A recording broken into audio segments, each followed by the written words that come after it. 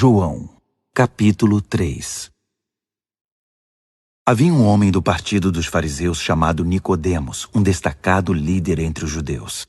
Certa vez ele visitou Jesus tarde da noite e disse: Rabi, sabemos que o Senhor é um mestre que vem de Deus. Ninguém poderia realizar esses atos que revelam a realidade de Deus se Deus não fosse com ele. Jesus disse: Você está absolutamente correto. Preste atenção. A não ser que alguém nasça do alto, não é possível ver aquilo que estou apresentando, o reino de Deus. Como pode alguém nascer se já nasceu e cresceu? Estranhou Nicodemos. Não é possível entrar de novo no útero materno e nascer outra vez? E que história é essa de nascer do alto? Jesus respondeu: Você não entende. Deixe-me dizer de novo. A não ser que alguém se submeta a essa criação original, a criação na qual o vento pairava por sobre as águas, o invisível movendo o visível, um batismo para uma nova vida, não lhe será possível entrar no reino de Deus. Quando você olha para um bebê, vê apenas isto, um corpo que se pode contemplar e tocar. Mas a pessoa que tem um nascimento interior é formada por algo que você não pode ver nem tocar, o Espírito, e se torna um espírito vivo. Portanto, não fique surpreso quando digo que você tem de nascer do alto. De fora desse mundo, por assim dizer. Você sabe muito bem que o vento sopra para lá e para cá. Você o ouve sussurrando pelas árvores, mas não tem ideia de onde ele vem, nem para onde vai. O mesmo acontece com aquele que é nascido do alto, pelo vento de Deus, o Espírito de Deus.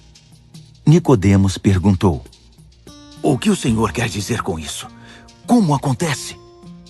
Jesus disse: Você é um mestre respeitado em Israel e não conhece o básico. Ouça com atenção. Esta é a pura verdade. Falo apenas a respeito do que conheço por experiência. Dou testemunho apenas do que tenho visto com os próprios olhos. Não me baseio em boatos. Mas em vez de encarar as evidências e aceitá-las, você as evita com perguntas. Se quando digo coisas claras como o dia, você não acredita em mim, por que eu falaria de coisas que você não pode ver, das coisas de Deus? Ninguém jamais esteve na presença de Deus, senão aquele que veio daquela presença, o Filho do Homem. Assim como Moisés levantou a serpente no deserto, para que o povo pudesse vê-la e crer, é necessário que o Filho do Homem seja levantado, para que todos os que olharem para ele, com confiança e com esperança legítima, recebam a vida real, a vida eterna.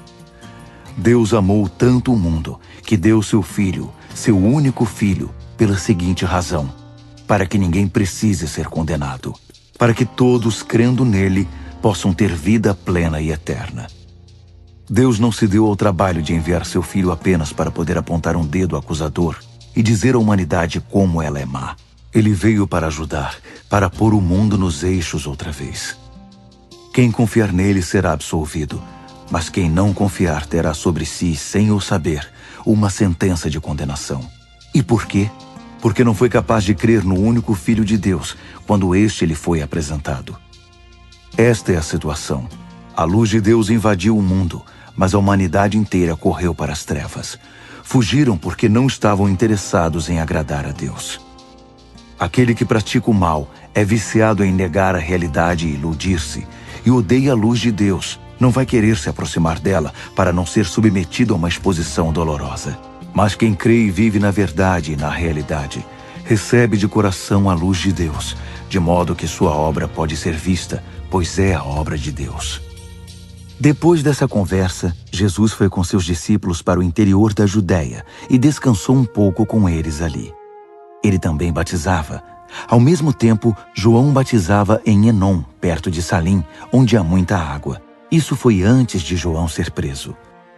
Os discípulos de João tiveram uma discussão com a elite judaica a respeito da natureza do batismo e foram perguntar a ele: Rabi, o senhor conhece aquele que estava contigo do outro lado do Jordão? Aquele a quem o senhor confirmou com seu testemunho? Pois bem, ele agora está competindo conosco.